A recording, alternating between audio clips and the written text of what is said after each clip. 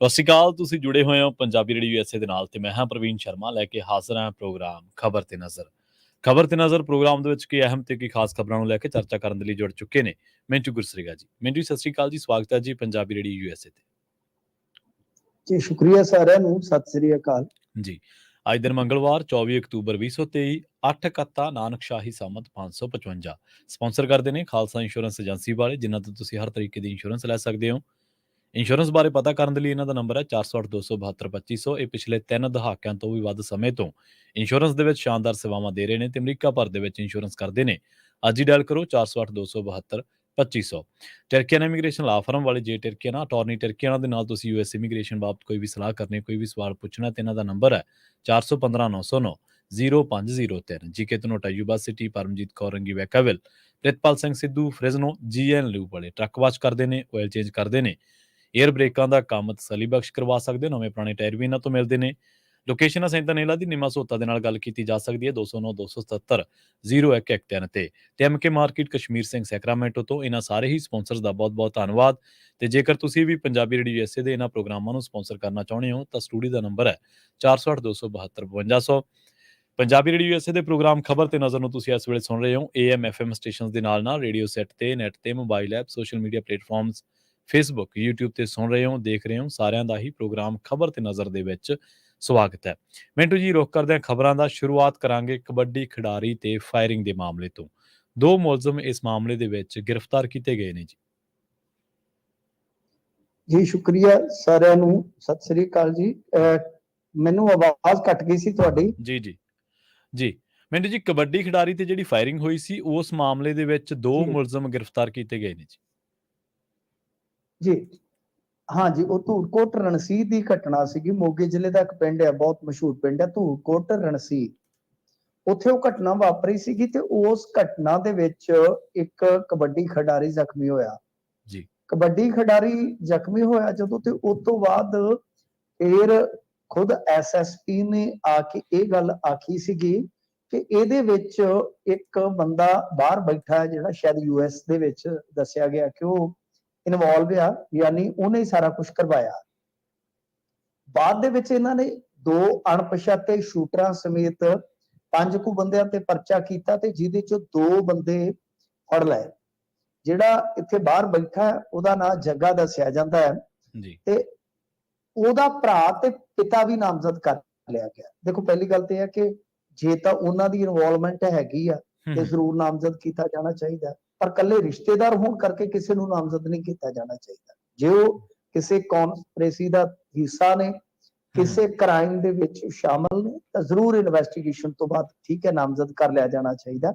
ਪਰ ਕੋਈ ਕਿਸੇ ਦਾ ਰਿਸ਼ਤੇਦਾਰ ਆ, ਇਹਦੇ ਨਾਤੇ ਨਹੀਂ ਉਹਨੂੰ ਚੱਕ ਲੈਣਾ ਚਾਹੀਦਾ। ਦੂਜੀ ਚੀਜ਼, ਉਹ ਪੁਲਿਸ ਨੇ ਆਫੀਸ਼ੀਅਲੀ ਕਿਹਾ ਸੀ, ਉਹ ਇਹੋ ਦੱਸਿਆ ਸੀ ਕਿ ਇਹ ਆਮ ਆਦਮੀ ਪਾਰਟੀ 'ਚ ਚੱਲ ਗਿਆ ਸੀ ਤੇ ਆਉਣ ਵਾਲੇ ਦਿਨਾਂ 'ਚ ਕਬੱਡੀ ਖਿਡਾਰੀ ਸਰਪੰਚੀ ਦਾ ਇਲੈਕਸ਼ਨ ਲੜਨਾ ਚਾਹੁੰਦਾ ਸੀਗਾ, ਜਦ ਕਿ ਉਹ ਜਿਹੜਾ ਬਾਹਰ ਬੈਠਾ ਵਿਅਕਤੀ ਆ ਉਹ ਇਹਨੂੰ ਰੋਕਦਾ ਸੀਗਾ। ਹੁਣ ਇੱਕ ਕਥਿਤ ਤੌਰ ਤੇ ਆਡੀਓ ਵੀ ਵਾਇਰਲ ਹੋਈ ਪਈ ਆ ਜਿਹਦੇ ਵਿੱਚ ਇਹ ਸਾਰਾ ਕੁਝ ਦੱਸਿਆ ਗਿਆ ਕਿ ਬਈ ਇਹਨੂੰ ਰੋਕਿਆ ਸੀ, ਇਹਨੇ ਗਦਾਰੀ ਕੀਤੀ, ਇਹ ਤੇ ਹੁਣ ਤੋਹਫਾ ਹੈ ਤੇ ਅਗਲੀ ਵਾਰੀ ਮਤਲਬ ਗੋਲੀ ਸਿਰ 'ਚ ਮਾਰਾਂਗੇ, ਤੇ ਨਾਲ ਡਰਾਇਆ ਗਿਆ ਕਿ ਭਾਈ ਕੋਈ ਵੀ ਪਿੰਡ ਦੇ ਵਿੱਚੋਂ ਗਵਾਹੀ ਨਾ ਦੇਵੇ। ਪਹਿਲੀ ਗੱਲ ਤਾਂ ਦੇਖੋ ਇਹ ਆ ਕਿ ਮਸਲਾ ਇੱਥੋਂ ਤੱਕ ਵਿਗੜਿਆ ਪਿਆ ਪ੍ਰਵੀਨ ਜੀ, ਲਾਅ ਐਂਡ ਆਰਡਰ ਦਾ, ਤਾਂ ਕਿ ਪਿੰਡਾਂ ਦੇ ਵਿੱਚ ਵੀ ਤੁਸੀਂ ਵੇਖੋਗੇ, ਖਾਸ ਤੌਰ ਤੇ ਇਸ ਏਰੀਏ ਦੇ ਵਿੱਚ ਤੇ ਬਹੁਤ ਸਾਰੀਆਂ ਘਟਨਾਵਾਂ ਤੁਹਾਨੂੰ ਸਿਲਸਿਲੇਵਾਰ ਤਰੀਕੇ ਨਾਲ ਅੰਜਾਮ ਦਿੱਤੀਆਂ ਮਿਲ ਜਾਊਗੀਆਂ ਜਿਹਦੇ ਵਿੱਚ ਸ਼ੂਟਰ ਘਰ ਤੱਕ ਪਹੁੰਚਦੇ ਨੇ, ਸ਼ੂਟ ਕਰਦੇ ਨੇ। ਇਸ ਮੁੰਡੇ ਤੱਕ ਵੀ ਇਹ ਕਹਿ ਕੇ ਪਹੁੰਚੇ ਕਿ ਕਬੂਤਰ ਵੇਖਣੇ ਨੇ, ਸ਼ਾਇਦ ਉਹ ਕਬੂਤਰ ਰੱਖਣ ਦਾ ਸ਼ੌਂਕੀ ਹੋਵੇਗਾ।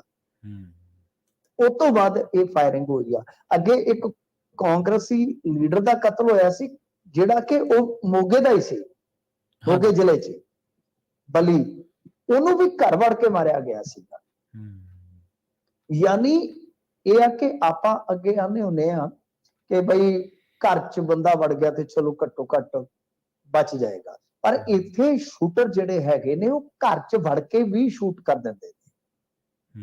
ਚਲੋ ਇਹ ਜਿਹੜਾ ਕਬੱਡੀ ਖਿਡਾਰੀ ਆ ਹਾਲ ਦੀ ਘੜੀ ਕਹਿ ਲੋ ਖਤਰੇ ਤੋਂ ਬਾਹਰ ਆ, ਪਰ ਜਿਸ ਤਰ੍ਹਾਂ ਦੀ ਇਹ ਘਟਨਾ ਅੰਜਾਮ ਦਿੱਤੀ ਗਈ, ਇਹ ਦੋ ਤਰੀਕਿਆਂ ਨਾਲ ਚਿੰਤਾਜਨਕ ਆ। ਨੰਬਰ ਇੱਕ ਕਿ ਜਿਸ ਤਰ੍ਹਾਂ ਲਾਅ ਐਂਡ ਆਰਡਰ ਦੀ ਆਪਾਂ ਗੱਲ ਕਰਦੇ ਆ। ਦੂਜੀ ਚੀਜ਼ ਕਿ ਸਰਪੰਚੀ ਦਾ ਇਲੈਕਸ਼ਨ ਹਾਲੇ ਐਲਾਨਿਆ ਜਾਣਾ ਬਾਕੀ ਆ, ਗੋਲੀਆਂ ਪਹਿਲਾਂ ਚੱਲ ਪਈਆਂ ਨੇ ਜੀ। ਤੇ ਇਹਦੇ ਨਾਲ ਸਭ ਤੋਂ ਵੱਡੀ ਗੱਲ ਕਿ ਕਬੱਡੀ ਦੇ ਵਿੱਚ ਇਹ ਡਰ, ਇਹ ਭੈ, ਇਹ ਖੌਫ ਇੰਨਾ ਜ਼ਿਆਦਾ ਪਸਰਦਾ ਪਿਆ ਹੈ ਕਿ ਬਹੁਤ ਸਾਰੇ ਜਿਹੜੇ ਸਟਾਰ ਕਬੱਡੀ ਖਿਡਾਰੀ ਹੈ, ਜਿਨ੍ਹਾਂ ਚੋਂ ਕੁਝ ਨੂੰ ਅਸੀਂ ਜਾਣਦੇ ਵੀ ਹਾਂ, ਕਿ ਉਹ ਇਸ ਸੀਜ਼ਨ 'ਚ ਇੱਧਰ ਆਉਣ ਤੋਂ ਹੀ ਤਰਪਕਦੇ ਪਏ ਨੇ। ਸੀਜ਼ਨ ਚੱਲ ਚੁੱਕਾ ਹੈ, ਕਬੱਡੀ ਦਾ ਸੀਜ਼ਨ ਅਕਤੂਬਰ ਦੀ ਸ਼ੁਰੂਆਤ 'ਚ ਹੀ ਸ਼ੁਰੂ ਹੋ ਜਾਂਦਾ ਹੈ। ਵੈਸੇ ਤਾਂ ਮੇਲੇ ਜਿਹੜੇ ਅਗਸਤ ਸਤੰਬਰ ਤੋਂ ਸ਼ੁਰੂ ਹੋ ਜਾਂਦੇ ਨੇ, ਉਦਾਂ ਪੰਜਾਬ 'ਚ ਸਾਰੇ ਮੇਲੇ ਪਹਿਲਾਂ ਤਾਂ ਚੱਲਦੇ ਹੀ ਕਬੱਡੀ ਦੇ ਮੇਲੇ ਹੁੰਦੇ ਸੀਗੇ।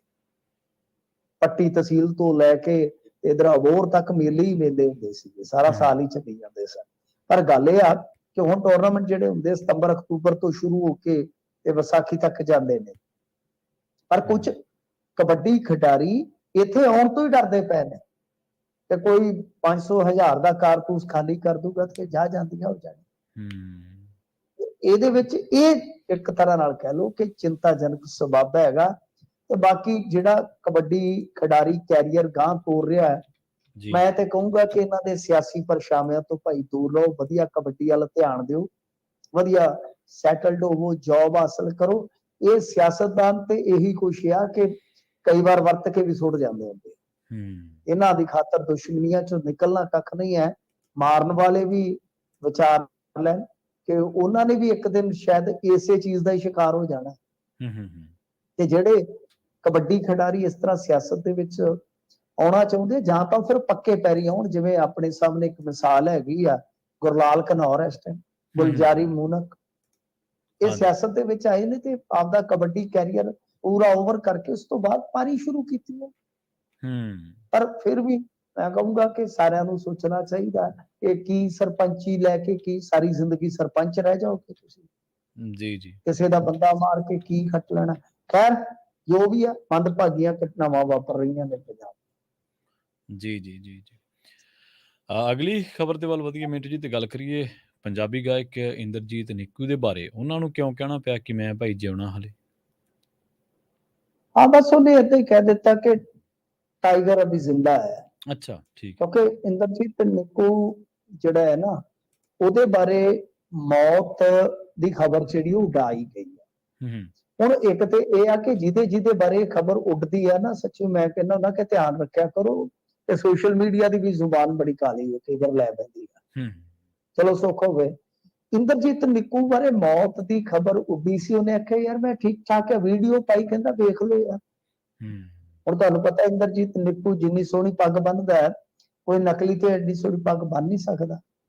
ਉਹ ਤੇ ਦਰਿੰਦਰ ਸ਼ਾਸਤਰੀ ਨੂੰ ਵੀ ਪੱਗ ਬੰਨ ਦਿੰਦਾ ਤੇ ਪਤਾ ਲੱਗਦਾ ਕਿ ਇੰਦਰਜੀਤ ਨਿੱਕੂ ਦੀ ਬੰਨੀ ਹੋਈ। ਜੀ। ਹੁਣ ਰੌਲਾ ਇਹ ਆ ਕਿ ਦਰਿੰਦਰ ਸ਼ਾਸਤਰੀ ਨੇ ਇੱਥੇ ਆ ਕੇ ਪਾਇਆ ਹੋਇਆ ਪੁਆੜਾ, ਤੁਹਾਨੂੰ ਪਤਾ ਹੀ ਆ। ਹਾਂਜੀ। ਈਸਾਈ ਭਾਈਚਾਰਾ ਉਲਟਿਆ। ਹੁਣ ਸ਼ਾਇਦ ਹੋ ਸਕਦਾ ਕਿ ਹੋਰ ਤਾਂ ਬਹੁਤਾ ਕੁਝ ਨਹੀਂ ਹੁੰਦਾ, ਕਈ ਵਾਰ ਇੱਧਰ ਨੂੰ ਗੱਲ ਤੋਰ ਦਿੱਤੀ ਜਾਂਦੀ ਹੈ ਜੀ। ਇਸ ਤਰ੍ਹਾਂ ਦੀਆਂ ਅਫਵਾਹਾਂ ਉਡਾ ਦਿੱਤੀਆਂ ਜਾਂਦੀਆਂ, ਪਰ ਗਲਤ ਆ।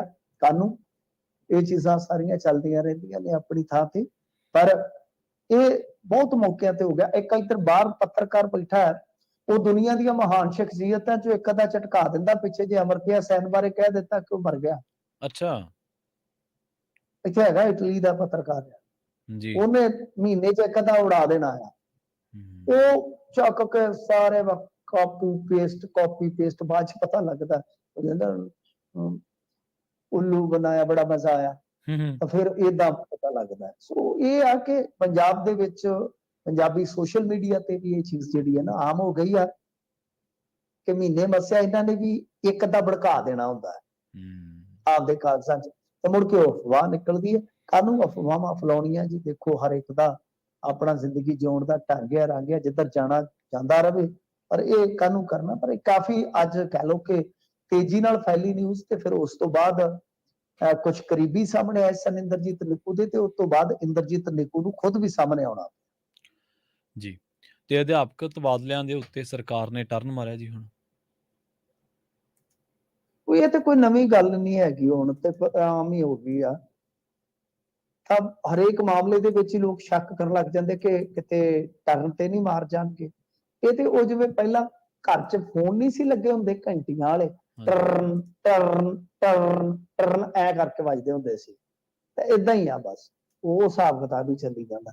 ਦੇਖੋ ਗੱਲ ਇਹ ਆ ਕਿ ਥੋੜਾ ਸੋਚ ਵਿਚਾਰ ਕੇ ਚੱਲਣਾ ਚਾਹੀਦਾ ਹੈ। ਹੋਇਆ ਕੀ ਆ ਕਿ ਇਹਨਾਂ ਨੇ ਸਕੂਲ ਆਫ ਐਮੀਨੈਂਸ ਆ ਚਲਾਇਆ ਹੀ ਆ, ਤੁਹਾਨੂੰ ਪਤਾ।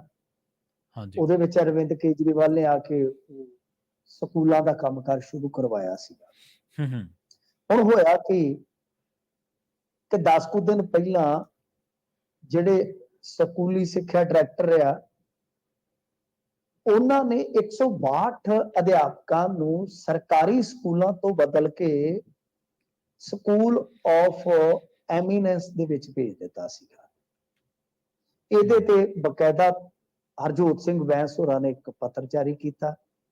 ਇਹਦੇ ਵਿੱਚ 162 ਟੀਚਰ ਸੀ, ਮਤਲਬ ਕਿ ਲੈਕਚਰਰ, ਕੰਪਿਊਟਰ, ਇਹਨਾਂ ਨੇ ਬਦਲ ਦਿੱਤਾ ਸੀ ਸਕੂਲ ਆਫ ਐਮੀਨੈਂਸ ਦੇ ਵਿੱਚ। ਵੇਖ ਲਓ ਯਾਨੀ ਮਾਡਲ ਕਿਸ ਤਰ੍ਹਾਂ ਦਾ ਕਿ ਜਿਹਦੇ ਵਿੱਚ ਅਧਿਆਪਕਾਂ ਬਾਰੇ ਪਹਿਲਾਂ ਤੋਂ ਕੋਈ ਨੀਤੀ ਨਹੀਂ ਘੜੀ ਗਈ, ਹੂੰ ਜੁਗਾੜ ਹੀ ਲਾਇਆ ਗਿਆ। ਜਿਵੇਂ ਆਪਾਂ ਦੇਖਿਆ ਸੀਗਾ ਕਿ ਜਦੋਂ ਆਮ ਆਦਮੀ ਕਲੀਨਿਕਾਂ ਚਲਾਉਣੀਆਂ ਸੀ, ਉਦੋਂ ਵੀ ਰੌਲਾ ਪੈ ਗਿਆ ਕਿ ਜੋ ਪੇਂਡੂ ਡਿਸਪੈਂਸਰੀਆਂ ਸੀ ਉਹਨਾਂ ਨੂੰ ਕਹਿ ਦਿੱਤਾ ਗਿਆ ਕਿ ਚਲੋ ਉਧਰ, ਜੀ ਉਹ ਰੌਲਾ ਬਹੁਤ ਪਿਆ।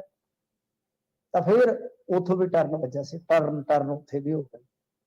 ਤਾਂ ਹੁਣ ਇੱਥੇ ਵਿਰੋਧ ਹੋ ਰਿਹਾ ਸੀਗਾ ਕਿ ਭਾਈ ਤੁਸੀਂ ਕੀ ਕਰ ਰਹੇ ਹੋ ਯਾਰ, ਕਿਉਂਕਿ ਕੁਝ ਸਕੂਲ ਇਸ ਤਰ੍ਹਾਂ ਦੇ ਸਨ ਜਿਨ੍ਹਾਂ ਦੇ ਵਿੱਚੋਂ ਇਹਨਾਂ ਨੇ ਅਧਿਆਪਕ ਚੱਕੇ, ਉਹ ਸਕੂਲ ਪਹਿਲਾਂ ਹੀ ਸਟਾਫ ਦੀ ਥੁੜ ਤੋਂ ਪੀੜਤ ਸਨ, ਕਮੀ ਨਾਲ ਜੂਝ ਰਹੇ ਸੀ। ਤਾਂ ਫਿਰ ਇਹਨਾਂ ਨੂੰ, ਹੁਣ ਤੁਹਾਨੂੰ ਪਤਾ ਵੈਸੇ ਹੀ ਹਰਜੋਤ ਸਿੰਘ ਬੈਂਸ ਤੇ ਘਿਰੇ ਹੋਏ ਆ ਬੜੀ ਵੱਡੀ ਮੁਸੀਬਤ ਦੇ ਵਿੱਚ। ਉਧਰੋਂ ਅਧਿਆਪਕ ਯੂਨੀਅਨਾਂ ਵਿਰੋਧ ਕਰ ਰਹੀਆਂ ਸੀਗੀਆਂ ਕਿ ਕੀ ਤੁਸੀਂ ਚਾਲਾ ਫੜ ਲਿਆ ਬਈ। ਉੱਤੇ ਬਾਅਦ ਇਹਨਾਂ ਨੇ ਹੁਣ ਇਹ ਜਿਹੜੇ ਤਬਾਦਲੇ ਸੀਗੇ ਉਹ ਰੱਦ ਕਰ ਦਿੱਤੇ। ਵੈਸੇ ਜੇ ਤੁਸੀਂ ਵੇਖੋਗੇ ਹੁਣ ਦੀ ਇੱਕ ਵੱਡੀ ਖਬਰ ਆ ਰਹੀ ਆ ਕਿ ਪੀਸੀਐਸ ਕਾਫੀ ਇਹਨਾਂ ਨੇ ਵੱਡੇ ਪੱਧਰ ਤੇ ਦੁਸਹਿਰੇ ਵਾਲੇ ਦਿਨ ਬਦਲ ਦਿੱਤੇ ਆ। ਇਹ ਹੁਣ ਪਤਾ ਨਹੀਂ ਕੀ ਵਿਖਾਉਣਾ ਚਾਹੁੰਦੇ ਆ, ਕਿਹੜੀ ਬਦੀ ਤੇ ਜਿੱਤੇ ਆ ਬਈ, ਪਤਾ ਨਹੀਂ ਕੀ ਦਿਖਾ ਰਹੇ ਆ। ਤਾਂ ਇਹਨਾਂ ਨੇ ਖਾਸੇ ਥੋਕ ਦੇ ਵਿੱਚ ਤਬਾਦਲੇ ਕੀਤੇ। ਹੁਣ ਐਗਜ਼ੈਕਟ ਨੰਬਰ ਮੈਨੂੰ ਪਤਾ ਨਹੀਂ, ਪਰ ਦੱਸਦੇ ਆ ਕਿ ਕਾਫੀ ਦਰਜਨਾਂ ਬਦਲੀਆਂ ਜਿਹੜੀਆਂ ਅੱਜ ਕੀਤੀਆਂ ਗਈਆਂ, ਜਿਹਦੇ ਚ ਆਰਟੀਏ ਵਗੈਰਾ ਵੀ ਸ਼ਾਮਲ ਹੈਗੇ ਆ। ਖੈਰ ਦੇਖੋ ਇਹਦੇ ਚ ਹੁਣ ਇਹੋ ਆ ਕਿ ਚਲੋ ਠੀਕ ਹੈ, ਸਕੂਲ ਆਫ ਐਮੀਨੈਂਸ ਤੁਸੀਂ ਚਲਾ ਰਹੇ ਹੋ ਤਾਂ ਵਧੀਆ ਗੱਲ ਆ। ਤਾਂ ਉਹਨਾਂ ਵਾਸਤੇ ਤੁਸੀਂ ਅੱਡ ਤੋਂ ਢਾਂਚਾ ਆਪਦਾ ਚਲਾਓ। ਜੇ ਭਰਤੀਆਂ ਦੀ ਜ਼ਰੂਰਤ ਹੈ ਤਾਂ ਭਰਤੀਆਂ ਕਰੋ। ਇਹ ਥੋੜੀ ਆ ਕਿ ਇੱਕ ਥਾਂ ਤੋਂ ਤੋੜ ਕੇ ਦੂਜੀ ਥਾਂ ਤੇ ਜੋੜ ਦੋ। ਇਹ ਜੁਗਾੜਬੰਦੀ ਹੈ ਜੀ, ਇਹ ਜੁਗਾੜਬੰਦੀ ਹੈ। ਸੋ ਜੁਗਾੜਬੰਦੀ ਤੋਂ ਬਚ ਕੇ ਇਹ ਸਿੱਖਿਆ ਹੋਈ ਜਾਂ ਸਿਹਤ ਦਾ ਖੇਤਰ ਹੋਇਆ, ਉਹਦੇ ਵਿੱਚ ਬੜਾ ਨਰੋਲ ਤੇ ਬੜੇ ਸ਼ੁੱਧ ਢੰਗ ਦੇ ਨਾਲ ਤੁਹਾਨੂੰ ਕੰਮ ਕਰਨਾ ਚਾਹੀਦਾ। ਤੇ ਬਾਕੀ ਹੁਣ ਯੂਨੀਅਨਾਂ ਸਵਾਗਤ ਕਰ ਰਹੀਆਂ ਕਿ ਇਹਨਾਂ ਨੇ ਚਲੋ ਕੁਛ ਨਾ ਕੁਛ ਸਾਡਾ ਕਹਿਣਾ ਮੰਨਿਆ, ਉਹ ਤਬਾਦਲੇ ਰੱਦ ਕਰ ਦਿੱਤੇ ਆ ਬਈ, ਧੰਨਵਾਦ। ਸੋ ਇਹੀ ਹੈ ਕਿ ਪਹਿਲਾਂ ਸੋਚ ਵਿਚਾਰ ਕੇ ਕੰਮ ਕਰੋ, ਕਿਉਂਕਿ ਤੁਹਾਡੇ ਹਰੇਕ ਕੰਮ ਤੋਂ ਬਾਅਦ ਇੱਕ ਸਵਾਲੀਆ ਨਿਸ਼ਾਨ ਲੱਗ ਜਾਂਦਾ ਹੈ ਕਿ ਹੁਣ ਇਹ ਕੰਮ ਕਰਕੇ ਕਿਤੇ ਟਰਨ ਤੇ ਨਹੀਂ ਕਰੋਗੇ। ਜੀ ਜੀ। ਤੇ ਅਗਲੀ ਖਬਰ ਦੇ ਵੱਲ ਵਧੀਆ ਮਿੰਟ ਜੀ, ਤੇ ਆਪਾਂ ਗੱਲ ਕਰੀਏ ਬਰਾਮਦ ਮੁੱਲ ਦੇ ਵਿੱਚ ਕਟੌਤੀ ਦੀ। ਬਰਾਮਦਕਾਰਾਂ ਤੇ ਕਿਸਾਨਾਂ ਨੂੰ ਵੱਡੀ ਰਾਹਤ ਮਿਲੀ ਹੈ ਜੀ। ਕਿਸਾਨੀ ਸਾਹਿਬ ਕਹਿ ਰਹੇ ਨੇ ਜੀ, ਦੇਖੋ ਅਸੀਂ ਤੇ 1 ਮਹੀਨੇ 1.5 ਮਹੀਨੇ ਤੋਂ ਇਹ ਰੌਲਾ ਸੁਣਦੇ ਪਏ ਆ। ਕਦੇ ਕਹਿ ਦਿੰਦੇ ਆ ਹੋ ਗਿਆ, ਕਦੇ ਕਹਿ ਦਿੰਦੇ ਆ ਹੋ ਗਿਆ, ਪਰ ਐਤਕੀ ਇਸ ਸਰਕਾਰ ਨੇ, ਖਾਸ ਤੌਰ ਤੇ ਮੋਦੀ ਸਰਕਾਰ ਨੇ, ਕਿਉਂਕਿ ਜਿਹੜੇ ਸਾਨੀ ਸਾਹਿਬ ਆ ਬਹੁਤ ਅੱਛੇ ਇਨਸਾਨ ਨੇ, ਬਹੁਤ ਸਿਆਣੇ ਇਨਸਾਨ ਨੇ। ਇਹਨਾਂ ਦੀ ਹੈ ਤੇ ਆਮ ਆਦਮੀ ਪਾਰਟੀ ਦੇ ਮੈਂਬਰ ਪਾਰਲੀਮੈਂਟ, ਪਰ ਇਹਨਾਂ ਦੀ ਇੱਜ਼ਤ ਨਰਿੰਦਰ ਮੋਦੀ ਸਰਕਾਰ 'ਚ ਵੀ ਬਹੁਤ ਹੈ। ਇਹ ਕਿਤੇ ਵੀ ਚਲੇ ਜਾਣ, ਇਹਨਾਂ ਦੀ ਕੇਂਦਰੀ ਸਫਾ ਦੇ ਵਿੱਚ ਬੱਲੇ ਬੱਲੇ ਹੁੰਦੀ ਹੈ। ਇਹ ਤੁਹਾਡੇ ਗੁਆਂਢੀ ਨੇ, ਬੇਸਿਕਲੀ ਕੋਟਕਪੂਰੇ ਤੋਂ ਨੇ ਜੀ। ਇਹ ਸਾਨੀ ਸਾਹਿਬ ਕੱਪੜੇ, ਇਹਨਾਂ ਦੀ ਕੱਪੜੇ ਦੀ ਦੁਕਾਨ ਹੁੰਦੀ ਸੀ ਤੇ ਫਿਰ ਇਥੋਂ ਕਾਰੋਬਾਰ ਇਹਨਾਂ ਨੇ ਦਿੱਲੀ ਤੱਕ ਫੈਲਾਇਆ। ਤੇ ਯਾਨੀ ਇੱਜ਼ਤਮਾਨ ਇਹਨਾਂ ਦਾ ਹੈਗਾ।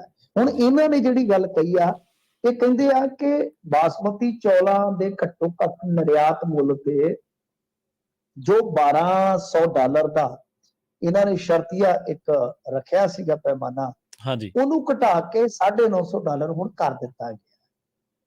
ਇਹ ਵਪਾਰ ਮੰਤਰਾਲੇ ਨੇ ਕਹਿੰਦੇ ਵੀ ਗੱਲ ਮੰਨ ਲਈ ਆ। ਤੇ ਇਹ ਕਹਿੰਦੇ ਆ ਕਿ ਦੇਖੋ ਇਹ ਜੁਮਾ ਮੈਨੂੰ ਸੌਂਪਿਆ ਗਿਆ ਸੀਗਾ, ਮਤਲਬ ਕਿ ਕੁਝ ਉਦਯੋਗਪਤੀਆਂ ਨੇ, ਕਿਉਂਕਿ ਇਹ ਆਪਾਂ ਨੂੰ ਵੀ ਪਤਾ Punjab rice millers and exporters association ਇੱਕ ਹੈਗੀ ਆ, ਕਿਉਂਕਿ ਆਪਣਾ ਚੌਲ ਬਹੁਤ ਜਾਂਦਾ ਬਾਹਰ, ਬਾਸਮਤੀ ਖਾਸ ਤੌਰ ਤੇ। ਉਹਦੇ ਵਾਸਤੇ ਸਾਡੇ ਵਪਾਰੀਆਂ ਦੇ ਹਿੱਤ ਜਿਹੜੇ ਨੁਕਸਾਨੇ ਜਾ ਰਹੇ ਸੀ, ਤੇ ਸਾਨੀ ਸਾਹਿਬ ਨੇ ਜੁਮਾ ਚੁੱਕਿਆ। ਇਹ ਕਹਿੰਦੇ ਵੀ ਜਾ ਕੇ ਮੈਂ ਆਖਿਆ ਕਿ ਤਰਕ ਸੰਗਤ ਨਹੀਂ ਜੇ ਹੈਗਾ ਇਹ ਫੈਸਲਾ, ਮਾੜਾ ਪ੍ਰਭਾਵ ਪਊਗਾ। ਬਾਸਮਤੀ ਚਾਵਲ ਦੀਆਂ ਲਗਭਗ 40 ਕਿਸਮਾਂ ਚੋਂ $850 ਤੋਂ ਲੈ ਕੇ $1600 ਪ੍ਰਤੀ ਮੀਟ੍ਰਿਕ ਟਨ ਤੱਕ ਕੀਮਤ ਰੱਖਦੀਆਂ, ਤੇ ਜਿਹੜੀਆਂ ਹੇਠਲੀਆਂ ਕਿਸਮਾਂ ਹੈ ਇਹਨਾਂ ਦਾ ਬਰਾਮਦ ਬਾਜ਼ਾਰ ਦੇ ਵਿੱਚ 70% ਯੋਗਦਾਨ ਹੈ, ਮਤਲਬ ਕਿ ਜਿਹੜੀਆਂ ਕਹ ਲੋ ਕਿ ਘੱਟ ਰੇਟ ਵਾਲੀਆਂ ਹੁੰਦੀਆਂ ਜੀ। ਤਾਂ ਇਹ ਕਹਿੰਦੇ ਆ ਕਿ 9 ਘੱਟੋ ਘੱਟ ਨਿਰਯਾਤ ਮੁੱਲ ਜਿਹੜੇ ਆ ਇਹ ਤੁਸੀਂ ਜੋ ਮਿੱਥੇ ਆ, ਇਹਦੇ ਨਾਲ ਥੋੜਾ ਨੁਕਸਾਨ ਹੋਏਗਾ ਕਿਸਾਨਾਂ ਦਾ ਜਾਂ ਮਤਲਬ ਕਿ ਵਪਾਰੀਆਂ ਦਾ। ਇਹ ਕਹਿੰਦੇ ਆ ਕਿ ਹੋਇਆ ਕੀ ਸੀਗਾ ਕਿ ਜਦੋਂ ਇਹਨਾਂ ਨੇ $1200 ਕੀਤਾ, ਪਾਕਿਸਤਾਨ ਨੇ ਰਣਨੀਤਿਕ, ਮੈਂ ਤੁਹਾਨੂੰ ਉਦੋਂ ਵੀ ਦੱਸਿਆ ਸੀ, ਆਪਾਂ ਇੱਕ ਦੋ ਵਾਰੀ ਅੱਗੇ ਵੀ ਗੱਲ ਕੀਤੀ, ਕਿ ਪਾਕਿਸਤਾਨ ਇਸ ਮੁਕਾਬਲੇ ਦਾ ਫਾਇਦਾ ਚੱਕਣ ਦਾ ਯਤਨ ਕਰੇਗਾ। ਉਹਨਾਂ ਨੇ ਕੀ ਕੀਤਾ ਸੀ ਕਿ ਕੀਮਤ ਘਟਾ ਕੇ ਇਹਨਾਂ ਦੇ ਨਾਲੋਂ ਰੱਖ ਲਈ 1050, ਉਹ ਉਹਦੇ ਚ ਵੀ ਫਾਇਦੇ ਚ ਸੀ, ਕਿਉਂਕਿ ਆਮ ਤੌਰ ਤੇ ਮਤਲਬ ਕਿ ਉਹਨਾਂ ਦਾ ਰੇਟ 750 800 ਤੋਂ ਉੱਤੇ ਨਹੀਂ ਜਾਂਦਾ ਹੋਏਗਾ, ਮੇਰਾ ਅੰਦਾਜ਼ਾ ਹੈ। ਯਾਨੀ ਉਹਨਾਂ ਨੂੰ ਇਹਦੇ ਵਿੱਚ ਬੈਨੀਫਿਟ ਸੀਗਾ ਕਿ ਦੋ ਵੱਡੇ ਮੁਕਾਬਲੇਬਾਜ਼, ਇੱਕ ਮੁਕਾਬਲੇਬਾਜ਼ 1200 ਤੇ ਦੂਜਾ 1000 ਤੇ, ਉਹੀ ਜੇ ਉਹਦੇ ਕੋਲ ਕਿਸਮਾਂ ਨੇ ਤਾਂ ਫਿਰ ਕਿਤੇ ਨਾ ਕਿਤੇ ਉਹ ਫਾਇਦੇ ਚ ਹੈ। ਜੀ ਜੀ। ਫਿਰ ਜਦੋਂ ਇਹਨਾਂ ਨੂੰ ਲੱਗਿਆ ਤਾਂ ਹੁਣ ਇਹਨਾਂ ਨੇ ਉਹਨਾਂ ਤੋਂ ਵੀ ਕਹ ਲੋ ਕਿ $100 ਘੱਟ ਕਰ ਦਿੱਤਾ ਹੈ। ਪਰ ਇਹ ਮਸਲਾ ਜਿਹੜਾ ਪ੍ਰਵੀਨ ਜੀ ਉਹ ਇਹ ਹੈ ਕਿ ਇਹ ਬਹੁਤ ਦੇਰ ਹੋ ਚੁੱਕੀ ਆ, ਹੁਣ ਬਹੁਤ ਦੇਰ ਹੋ ਚੁੱਕੀ ਆ, ਕਿਉਂਕਿ ਜਿਹੜੀਆਂ ਡੀਲਾਂ ਸਗੋਂ ਹੋ ਜਾਣੀਆਂ ਚਾਹੀਦੀਆਂ ਸੀ ਐਡਵਾਂਸ ਦੇ ਵਿੱਚ ਜਾਂ ਛੇਤੀ ਛੇਤੀ, ਉਹਦਾ ਕਾਫੀ ਨੁਕਸਾਨ ਹੋਇਆ। ਤੇ ਦੂਜੀ ਗੱਲ ਇਹ ਆ ਕਿ ਕਿਸਾਨ ਦੀ ਬਾਸਮਤੀ ਦਾ ਜਿਹੜਾ ਰੇਟ, ਕਿਉਂਕਿ ਜੇ ਮੰਨ ਲਓ ਬਈ ਬਾਰਾਮਦ ਖੁੱਲ ਕੇ ਵਪਾਰੀ ਨੇ ਵੀ ਇੱਥੇ ਭਾਅ ਦੇਣਾ ਸੀਗਾ ਤੇ ਕਿਸਾਨ ਨੂੰ ਆਪੇ ਫਾਇਦਾ ਮਿਲਦਾ, ਖੁੱਲੀ ਮੰਡੀ 'ਚ ਬਾਸਮਤੀ ਵਿਕਦੀ ਹੈ ਨਾ। ਹੁਣ ਉਹ ਜਿਹੜੇ ਦਿਨ ਸੀ, ਉਹ ਜਿਹੜੇ ਘਾਟੇ ਸੀ ਉਹ ਤੇ ਹੋ ਗਏ ਆ। ਚਲੋ ਖੈਰ, ਹੁਣ ਦੇਖੋ ਇਹ ਦੂਜੀ ਤੀਜੀ ਵਾਰੀ ਐਲਾਨ ਆ, ਮੈਂ ਐਵੇਂ ਕਹਾਂ ਵੀ ਸਾਨੀ ਸਾਹਿਬ ਦੀ ਇੱਜ਼ਤ ਕਰਦੇ ਆ ਅਸੀਂ, ਪਰ ਇਹ ਦੂਜੀ ਤੀਜੀ ਵਾਰੀ ਹੋ ਗਿਆ। ਉਹ ਕਹਿ ਦਿੰਦੇ ਹਾਂਜੀ ਹਾਂਜੀ ਕਰ ਦਿੱਤਾ, 850 ਕਰ ਦਿੱਤਾ ਜੀ, $800 ਕਰ ਦਿੱਤਾ, ਪਰ ਹੁੰਦਾ ਕੱਖ ਵੀ ਨਹੀਂ। ਐਤਕੀ ਵੀ ਇਹ ਨਾ ਹੋਵੇ ਕਿ ਹੁਣ ਸਾਰਾ ਕੁਝ ਕਰ ਕਰਾ ਕੇ ਤੇ ਮੁੜ ਕੇ ਫਿਰ ਉੱਥੇ ਦੀ ਉੱਥੇ ਹੀ ਗੱਲ ਜਿਹੜੀ ਹੈ ਖੜੀ ਰਹੇ। ਜੀ। ਅਗਲੀ ਖਬਰ ਦੇ ਵੱਲ ਵਧੀਏ ਤੇ ਗੱਲ ਕਰੀਏ ਮਿੰਟੂ ਜੀ, ਕਾਂਗਰਸ ਦੇ ਪ੍ਰਧਾਨ ਰਾਜਾ ਵੜਿੰਗ ਦੀ। ਉਹ ਕਹਿੰਦੇ ਉਹਨਾਂ ਦਾ ਦੋਸ਼ ਹੈ, ਕਹਿੰਦੇ ਮੈਨੂੰ ਜ਼ਲੀਲ ਕੀਤਾ ਗਿਆ ਜੀ। ਨਹੀਂ, ਇਹਨਾਂ ਨੇ ਕਾਫੀ ਰੌਲਾ ਪਾਇਆ, ਕਹਿੰਦੇ ਜੀ ਮੈਂ ਗਿਆ ਸੀਗਾ ਕੁਲਬੀਰ ਜੀਰੇ ਨੂੰ ਮਿਲਣ ਤੇ ਉੱਥੇ ਮੇਰੀ ਤੇ ਤਲਾਸ਼ੀ ਕੀਤੀ ਗਈ, ਨਾਲ ਇੱਕ ਮੇਰੇ ਬਜ਼ੁਰਗ ਬੰਦਾ ਸੀ ਬ੍ਰਹਮਿੰਦਰਾ, ਦੱਸੋ ਕੋਈ ਚੱਜ ਦੀ ਗੱਲ ਹੈ। ਉਹ ਕਹਿੰਦੇ ਕਿ ਅਸੀਂ ਡੀਜੀਪੀ ਜੇਲ੍ਹਾਂ ਨੂੰ ਵੀ ਟੈਲੀਫੋਨ ਲਾਇਆ, ਉਹਨਾਂ ਨੇ ਫੋਨ ਚੁੱਕਿਆ ਹੀ ਨਹੀਂ, ਦੱਸੋ ਇਹ ਕੋਈ ਚੱਜ ਦੀ ਗੱਲ ਹੈ। ਉਹ ਕਹਿੰਦੇ ਕਿ ਬਈ ਸਮਾਂ ਕੋਈ ਗੱਲ ਨਹੀਂ ਹੈ, ਤੇ ਸਿਆਣੇ ਬੰਦੇ ਸਮਾਂ ਫਿਰ ਭੁੱਲਦੇ ਨਹੀਂ ਹੁੰਦੇ। ਤੇ ਇਹ ਕਹਿੰਦੇ ਆ ਕਿ ਆਈਜੀ ਨੇ ਇਹ ਗੱਲ ਸਾਡੀ ਸੁਣ ਕੇ ਕਹੀ ਆ ਕਿ ਤਲਾਸ਼ੀ ਨਹੀਂ ਸੀ ਲੈਣੀ ਚਾਹੀਦੀ, ਇਹ ਕੋਈ ਚੱਜ ਦੀ ਗੱਲ ਹੈ। ਹੁਣ ਮਸਲਾ ਤੇ ਇਹ ਆ ਕਿ ਜੇ ਆਈਜੀ ਇਹ ਗੱਲ ਕਹਿੰਦੇ ਆ, ਜਿਵੇਂ ਇਹਨਾਂ ਦੇ ਦੱਸਣ ਦੇ ਮੁਤਾਬਕ, ਕਿ ਅਸੀਂ ਉਹਨਾਂ ਨੂੰ ਫਿਰ ਸ਼ਿਕਾਇਤ ਲਾਈ, ਡੀਜੀਪੀ ਨੇ ਤੇ ਟੈਲੀਫੋਨ ਹੀ ਨਹੀਂ ਚੁੱਕਿਆ ਸਾਡਾ। ਡੀਜੀ ਜੇਲ੍ਹਾਂ ਦਾ ਅਲੱਗ ਹੁੰਦਾ ਹੈ। ਜੀ ਜੀ। ਹੁਣ ਗੱਲ ਇਹ ਆ ਕਿ ਜੇ ਮੰਨ ਲਓ ਆਈਜੀ ਦੇ ਮੁਤਾਬਕ ਕੋਈ ਗਲਤ ਹੋਇਆ ਕਿ ਚੁਣੇ ਹੋਏ ਨੁਮਾਇੰਦੇ ਦੀ ਤਲਾਸ਼ੀ ਨਹੀਂ ਹੋਣੀ ਚਾਹੀਦੀ, ਤਾਂ ਜੇ ਪ੍ਰੋਟੋਕਾਲ ਇਹ ਕਹਿੰਦਾ ਤਾਂ ਫਿਰ ਤੇ ਗਲਤ ਹੈ ਜੀ, ਬਿਲਕੁਲ ਗਲਤ ਹੈ। ਤੇ ਜੇ ਮੰਨ ਲਓ ਪ੍ਰੋਟੋਕਾਲ ਦੇ ਮੁਤਾਬਕ ਇਹੋ ਜੀ ਕੋਈ ਪ੍ਰੋਵੀਜ਼ਨ ਹੈ ਨਹੀਂ ਗੀ, ਇਹੋ ਜਿਹਾ ਕੋਈ ਪ੍ਰਬੰਧ ਨਹੀਂ ਹੈਗਾ, ਤੇ ਕੋਈ ਤੁਹਾਨੂੰ ਸੁਰਖਾਬ ਦੇ ਖੰਭ ਨਹੀਂ ਲੱਗੇ ਹੈਗੇ, ਜੇ ਤਲਾਸ਼ੀ ਹੋ ਗਈ ਤੇ ਉੱਥੇ ਕੀ ਬੰਦੇ ਦੇ ਹੱਥ ਜੇ ਮਾਰਨੇ ਹੁੰਦੇ, ਹੋਰ ਕੀ ਤੁਹਾਡੇ ਅੰਡਰਵੀਅਰ ਲਾ ਲਏ ਉਹਨਾਂ ਨੇ ਕਿਤੇ। ਤਲਾਸ਼ੀ ਤੇ ਹੁੰਦੀ ਨਹੀਂ, ਵੇਖੀ ਰਾਜਾ ਵੜਿੰਗ ਸਾਹਿਬ ਨੇ ਕਿ ਕਿੱਦਾਂ ਹੁੰਦੀ ਹੈ ਤਲਾਸ਼ੀ, ਉਹਦੇ ਤੁਹਾਨੂੰ ਦੱਸ ਨਹੀਂ ਸਕਦੇ ਤਲਾਸ਼ੀ ਕਿੱਦਾਂ ਹੁੰਦੀ ਜੇਲ੍ਹਾਂ 'ਚ। ਜੀ ਜੀ। ਕਿਤੇ ਇਕੱਲੇ ਮਿਲੇ ਤੇ ਮੈਂ ਦੱਸ ਵੀ ਦਊਂਗਾ ਕਿ ਤਲਾਸ਼ੀ ਕਿਸ ਤਰ੍ਹਾਂ ਹੁੰਦੀ ਜਦੋਂ ਸ਼ੱਕ ਪੈ ਜਾਂਦੇ ਆ।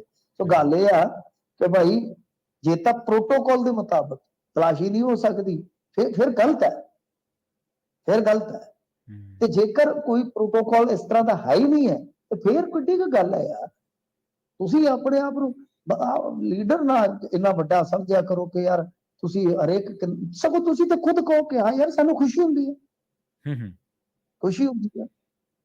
ਇੱਥੇ ਹੈਗੇ ਆ ਸਾਡੇ, ਮਤਲਬ ਕਿ ਕੋਈ ਖਿਲਾਰ ਲਏਗਾ ਸਾਡੇ ਪੱਤਰਕਾਰਾਂ ਚ ਵੀ, ਐਡਾ ਆਇਡੈਂਟੀ ਕਾਰਡ ਕੱਢ ਕੇ ਅੱਗੇ ਰੱਖਣਗੇ ਵੀ ਤਲਾਸ਼ੀ ਨਾ ਹੋਵੇ। ਲਓ ਦੱਸੋ ਕੀ ਮੈਨੂੰ ਤਾਂ 50 ਹੀ ਮਿਲਦੇ, ਤੇ ਨਾਕੇ ਬਹੁਤ ਲੱਗਦੇ ਹੁਣ। ਕਹਿੰਦੇ ਜੀ। ਡਿੱਗੀ ਖੋਲ, ਆਪਾਂ ਖੋਲ ਦਿੱਤੀ, ਪਾਣੀ ਦੀਆਂ ਬੋਤਲਾਂ ਪਈਆਂ, ਇੱਕ ਲੈ ਕੇ ਦਿੱਤੀ, ਪੀ ਲਓ ਭਾਈ। ਹੂੰ। ਸਾਡੇ ਉੱਤੇ RDX ਪਈ ਹੈ, ਦੱਸੋ ਤੇ ਜੀ। ਕੀ ਹੈ ਜੇ ਮਿੰਟੋ ਉੱਤੇ ਲੋਕਾਂ ਦੇ ਨਾਲ ਖਲੋ ਕੇ ਤਲਾਸ਼ੀ ਦੇ ਦਾਂਗੇ ਯਾਰ। ਉਹੀ ਹੂੰ। ਗੱਲ ਹੈ ਕਿ ਤੁਸੀਂ ਵੀ ਇਹ ਨਾ ਸਮਝੋ ਕਿ ਯਾਰ ਅਸੀਂ VIP, ਕਿੱਡੀ ਕੁ ਗੱਲ ਹੈ। ਇੱਥੇ ਵੱਡੇ ਵੱਡੇ ਫਿਲਮੀ ਸਟਾਰਾਂ ਦੀ ਅਗਲੇ 에ਅਰਪੋਰਟ ਤੇ ਤਲਾਸ਼ੀ ਲੈ ਲੈਂਦੇ ਆ, ਹੂੰ। ਜਿਨ੍ਹਾਂ ਨੂੰ ਦੁਨੀਆ ਜਾਣ। ਸੋ ਜੇ ਤਾਂ ਪ੍ਰੋਟੋਕਾਲ ਹੈਗਾ ਫਿਰ ਗਲਤ ਕੀਤਾ ਇਹਨਾਂ ਨੇ। ਜੇ ਪ੍ਰੋਟੋਕਾਲ ਦੇ ਮੁਤਾਬਕ ਬਈ ਇਹ ਸਾਰਾ ਕੁਝ ਹੈਗਾ, ਜੇ ਤਲਾਸ਼ੀ ਲਈ ਜਾ ਸਕਦੀ ਹੈ ਫਿਰ ਠੀਕ ਹੈ। ਜੀ।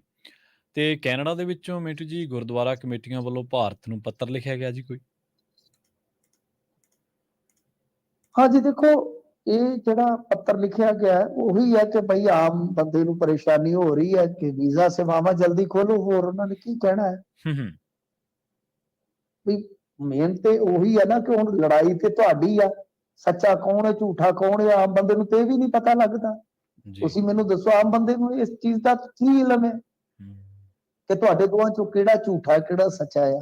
ਹੂੰ, ਹੂੰ। ਪਰ ਗੱਲ ਇਹ ਆ ਕਿ ਉਧਰੋਂ ਜਿਹੜੇ ਕੈਨੇਡੀਅਨ ਨਾਗਰਿਕ ਆ, ਮੇਰਾ ਖੁਦ ਦੇ ਇੱਕ ਬਹੁਤ ਅੱਛੇ ਮਿੱਤਰ, ਉਹਨਾਂ ਦੇ ਨੋਨ $30,000 ਦੀਆਂ ਟਿਕਟਾਂ ਕਰਾ ਕੇ ਬੈਠੇ ਸਨ, ਤੇ ਇੱਥੇ ਸਭ ਵੱਡਾ ਸਮਾਗਮ ਕਰਨਾ ਸੀ ਕੋਈ ਪਰਿਵਾਰ ਦਾ, ਉਹ ਸਾਰਾ ਕੁਝ ਬੇਕਾਰ ਹੋ ਜਾਣਾ। ਤੁਸੀਂ ਸੋਚ ਕੇ ਦੇਖੋ, ਹੂੰ। ਸਭ ਕੁਝ ਹੀ ਦਾਅ ਤੇ ਲੱਗ ਗਿਆ। $30,000 ਕੱਲਾ ਟਿਕਟਾਂ ਤੇ ਖਰਚ ਹੋਇਆ ਉਹਨਾਂ ਦਾ। ਜੀ। ਸਾਰੇ ਇੱਥੇ ਬੰਦੋਬਸਤ ਕਰੇ ਸਨ, ਉਹ ਖੂਹ ਚ ਪੈ ਗਿਆ ਸਾਰਾ ਕੁਝ। ਹੂੰ। ਕੋਈ ਅਗਲਾ ਮੋੜੇਗਾ ਤੇ ਉਹਦੀ ਭਲਮਾਨ ਸੀ ਤੇ ਉਹ ਵੀ ਕਿੰਨਾ ਮੋੜਦਾ ਉਹਦੇ ਤੇ ਡਿਪੈਂਡ ਹੈ, ਜਿਹੜੇ ਇੱਥੇ ਬੁੱਕ ਕੀਤੇ ਨੇ। ਹੂੰ, ਹੂੰ। ਸੋ ਐਮਰਜੈਂਸੀ ਵੀਜ਼ਾ ਨਹੀਂ, ਲੈਣਾ ਨਹੀਂ, ਦੇਣਾ ਨਹੀਂ ਹੈ। ਉਹ ਕੁਛ ਨਾ ਕੁਛ ਤੇ ਛੱਡੋ ਯਾਰ, ਕੋਈ ਐਮਰਜੈਂਸੀ ਵੇਖੋ, ਕੋਈ ਬੰਦੇ ਦੀ ਜ਼ਰੂਰਤ ਵੇਖੋ। ਇਹਨਾਂ ਨੇ ਤਾਂ ਬਿਲਕੁਲ ਨਹੀਂ, ਹੁਣ ਸਾਰਾ ਕਹਿ ਲਓ ਕਿ ਕੰਮ ਹੀ ਬੰਦ ਕਰ ਛੱਡਿਆ। ਹੁਣ ਉਧਰਲਿਆਂ ਨੂੰ ਵੀ ਅਸਰ ਹੋਣਾ ਤੇ ਇੱਧਰਲਿਆਂ ਨੂੰ ਵੀ ਹੋਣਾ ਸ਼ੁਰੂ ਹੋ ਜਾਣਾ, ਹਾਂਜੀ। ਕਿਉਂਕਿ ਜਿੰਨੇ ਸਟੂਡੈਂਟ ਜਾਂਦੇ ਨੇ, ਇੰਟਰਨੈਸ਼ਨਲ ਸਟੂਡੈਂਟ ਜਿਹੜੇ ਤੁਸੀਂ ਕੈਨੇਡਾ ਚ ਦੇਖੋਗੇ, ਤੇ ਬਾਈ ਉਹਦਾ 40% ਤੇ ਕੱਲਾ ਇੰਡੀਅਨ ਸਟੂਡੈਂਟਾਂ ਦਾ ਹੁੰਦਾ, ਤੇ ਉਹਦੇ ਹੂੰ। ਵਿੱਚ ਵੀ ਆਪਣੇ ਜਿਹੜੇ ਸਟੂਡੈਂਟ ਆ, ਪਿਛਲੀ ਵਾਰੀ ਮੈਨੂੰ ਲੱਗਦਾ ਕਿ ਗਏ ਸਨ 2,26,000 ਦੇ ਵਿੱਚ, ਜੀ, ਉਹਦੇ ਜੀ। ਚੋਂ 1,36,000 ਕੱਲਾ ਪੰਜਾਬੀ ਆ। ਹੂੰ। ਤੇ ਯਾਨੀ ਉਹ ਚੰਡੀਗੜ੍ਹ ਵਾਲਾ ਕਾਉਂਸਲੇਟ ਸੈਂਟਰ ਇਹਨਾਂ ਨੇ ਬੰਦ ਕਰ ਦਿੱਤਾ, ਉਹ ਦਿੱਲੀ ਰਹਿ ਗਿਆ ਸਾਰਾ ਕੁਝ। ਪਹਿਲੀ ਗੱਲ ਦਿੱਲੀ ਜਾਓ, ਦਿੱਲੀ ਦੇ ਜਿਹੜੇ, ਤੇ ਉਹ ਤੋਂ ਬਾਅਦ ਫਿਰ ਤੁਹਾਨੂੰ ਪਤਾ ਫਿਰ ਵਰਕਲੋਡ ਵੀ ਵੱਧ ਜਾਣਾ। ਤਾਂ ਮਤਲਬ ਜ਼ਿਆਦਾ ਇਹ ਵੀ ਸੇਕ ਜਿਹੜਾ ਆਪਾਂ ਦੇਖੀਏ ਸਟੂਡੈਂਟਸ ਦੇ ਮਾਮਲੇ 'ਚ ਖਾਸ ਤੌਰ ਤੇ, ਉਹ ਪੰਜਾਬੀਆਂ ਨੂੰ ਹੀ ਲੱਗੇਗਾ। ਹੂੰ, ਹੂੰ, ਹੂੰ। ਹਾਲਾਂਕਿ ਕੈਨੇਡਾ ਦੇ ਵਿੱਚ ਗੁਜਰਾਤੀ ਵੀ ਬਹੁਤ ਬੈਠੇ ਆ, ਹੋਰ ਵੀ ਬਹੁਤ ਬੈਠੇ ਆ, ਪਰ ਇਧਰੋਂ ਜੇ ਸਟੂਡੈਂਟਸ ਦੇ ਲਿਹਾਜ਼ ਨਾਲ ਦੇਖੋਗੇ ਤਾਂ ਇਹ ਵੀ ਸਾਨੂੰ ਡੰਗ ਵੱਜ ਰਿਹਾ। ਤੇ ਉਧਰੋਂ ਜਿਵੇਂ ਫੈਸਟੀਵਲ ਸੀਜ਼ਨ, ਵਿਆਹਾਂ ਦਾ ਸੀਜ਼ਨ ਹੈ, ਉਹਦੇ ਵਿੱਚ ਵੀ ਜੋ ਸਾਡਾ ਹੋਟਲ ਕਾਰੋਬਾਰ ਆ ਜਾਂ ਹੋਰ ਕਾਰੋਬਾਰ, ਸੱਟ ਉਹਦੇ ਤੇ ਵੀ ਵੱਜਣੀ। ਜੀ, ਜੀ। ਮਿੰਟੂ ਜੀ, ਇਹਨਾਂ ਖਾਸ ਖਬਰਾਂ ਤੇ ਖਾਸ ਜਾਣਕਾਰੀਆਂ ਦੇ ਲਈ ਤੁਹਾਡਾ ਬਹੁਤ-ਬਹੁਤ ਧੰਨਵਾਦ ਜੀ। ਜੀ ਸ਼ੁਕਰੀਆ। ਜੀ। ਪ੍ਰੋਗਰਾਮ ਖਬਰ ਤੇ ਨਜ਼ਰ ਦੇ ਪਹਿਲੇ ਹਿੱਸੇ ਦੇ ਵਿੱਚ ਆਪਣੇ ਨਾਲ ਜੁੜੇ ਸਨ ਮਿੰਟੂ ਗੁਰਸਰੀਗਾ ਜੀ, ਜਿਨ੍ਹਾਂ ਦੇ ਨਾਲ ਆਪਾਂ ਕਈ ਅਹਿਮ ਖਬਰਾਂ ਨੂੰ ਲੈ ਕੇ ਚਰਚਾ ਕੀਤੀ ਹੈ। ਵੇਲਾ ਹੋ ਗਿਆ ਇੱਕ ਬ੍ਰੇਕ ਦੇ ਲਈ ਰੁਕਣ ਦਾ। ਬ੍ਰੇਕ ਤੋਂ ਪਾਰ ਖਬਰਾਂ ਕੁਝ ਹੋਰ ਨੇ, ਜਿਨ੍ਹਾਂ ਤੇ ਚਰਚਾ ਕਰਾਂਗੇ। ਵਿਛੜੇ ਭੈਣ-ਭਰਾ ਮਿਲੇ ਨੇ 76 ਸਾਲ ਪਹਿਲਾਂ, ਜਿਹੜੇ ਵੱਖ ਹੋਏ ਸੀ ਕਰਤਾਰਪੁਰ ਸਾਹਿਬ ਦੇ ਵਿੱਚ। ਇਸ ਖਬਰ ਬਾਰੇ ਚਰਚਾ ਕਰਾਂਗੇ।